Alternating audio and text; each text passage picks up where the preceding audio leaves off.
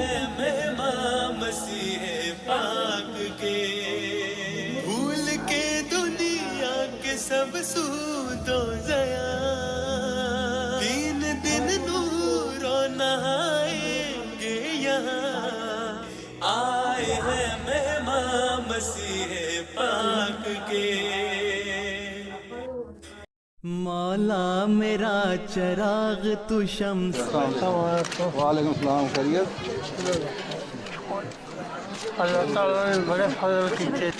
تو نیلم بھی تو، زمرد و لال و گوہر بھی تو، کیا حال ہے؟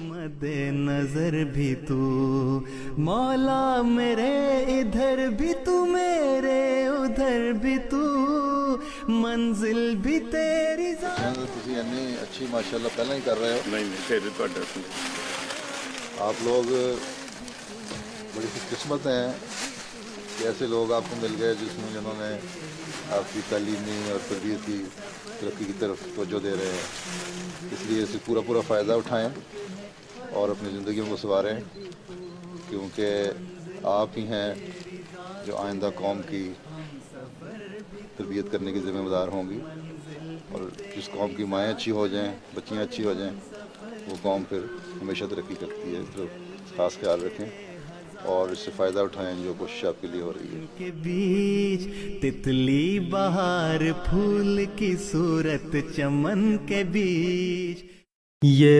وعدہ ہے خدائے ظلمنن کا، عطا ہوگی خلافت مومنوں کو، بہت خوشحال و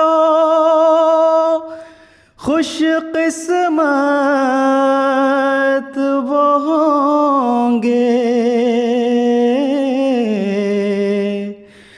بہت خوشحال و خوش قسمت وہ ہوں گے، سمیٹیں گے جو اس کی برکتوں کو،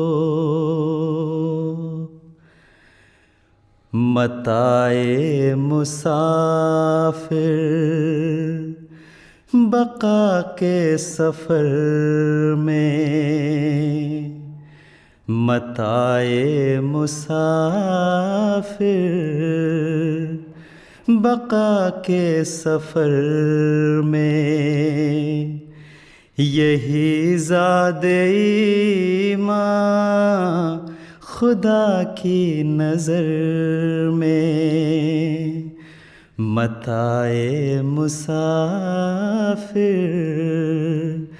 بقا کے سفر میں، یہی زاد ایمان خدا کی نظر میں۔ انسان راست کو نہیں کہہ سکتا، سچ کے بولنے کا بڑا بھاری محال لوگوں کا وہی ہے جس میں اپنی جان یا مال یا آبرو کا اندیشہ ہو۔ حضور انور نے اس خطبے میں ذاتی جائزے کے حوالے سے بہت سارے سوالات ہمارے سامنے رکھے اور آخر پر دعا کرتے ہوئے فرمایا کہ اللہ کرے کہ ہماری زندگیاں اللہ تعالیٰ کی رضا کے حصول کے لیے گزرنے والی ہوں، ہم اپنی زندگیوں کو حضرت مسیح موعود صلی اللہ علیہ وسلم کی خواہش کے مطابق ڈھالتے ہوئے اپنی زندگی کا اچھا نمونہ لوگوں کے سامنے پیش کرنے والے ہوں اور یہ ظاہر کرنے والے ہوں۔ اللہ تعالیٰ ہماری کوتاہیوں سے پردہ فرماتے ہوئے ہمیں انعامات سے نوازے، آمین۔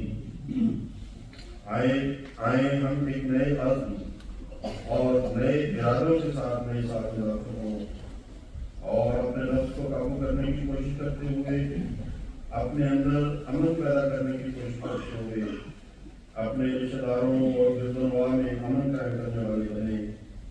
ये अंदरूनी अमन बाहर को भी निकलेगा और सारे माहौल को रोशन करेगा।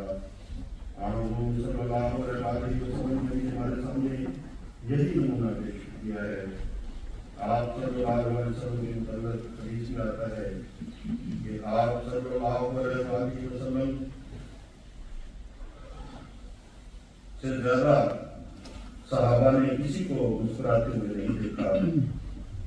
आइए हम भी खुदा के फजल से साल 2024 में इसी मुस्कुराहट और नूर को अपने अंदर पैदा करने की कोशिश करें। अल्लाह ताला हमारा आमीन।